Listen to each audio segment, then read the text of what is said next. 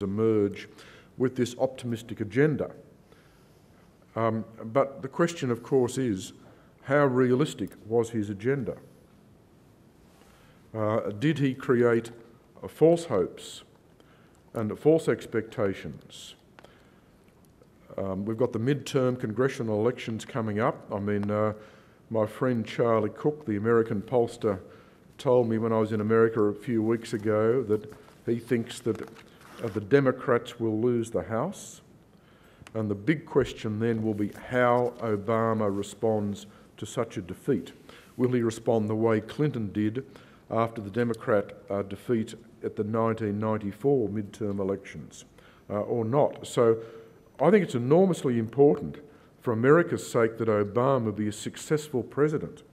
But I think this is in the melting pot at the moment.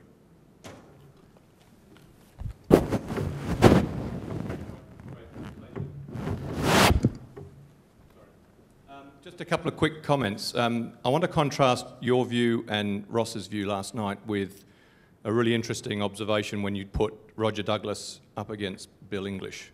In other words, is this issue cyclical or is it structural?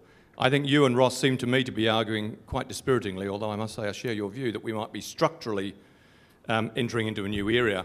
But if you then put the New Zealand story along, maybe it's cyclical and maybe we just have to wait for things to get bad enough so that we get that sense of urgency and we get off our bottoms and do something. And 25 years ago, New Zealand did it, then they drifted, now they've got to do it again because the world is up against them. Is it that simple, or is there something way more profound going on here which is actually much more worrying, that in fact we're entering into a structurally different game altogether and we don't, as you say, really know the way forward?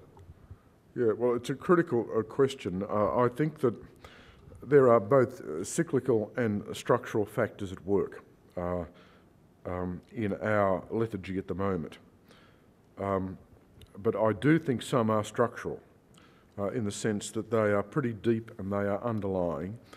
They relate very much to what I call the political culture. The political culture has changed. I mean, I've covered every Prime Minister very closely since Whitlam. So I've got a fair perspective now to look over a fair period of time. And there's no doubt that the culture has changed very significantly, and it's changed very significantly in recent times. I think basically, really since the departure of Keating and Howard, frankly. Keating and Howard were very old-fashioned tribal warriors. They were fashioned in the Sydney of the 1960s. They were Cold War warriors. They were fashioned by the Treasury. They both had a long period as Treasurer, and they were fashioned by the sense that Australia faced an historic economic crisis, and that their main mission in their political career, apart from winning office and winning elections, was to try and address this great challenge.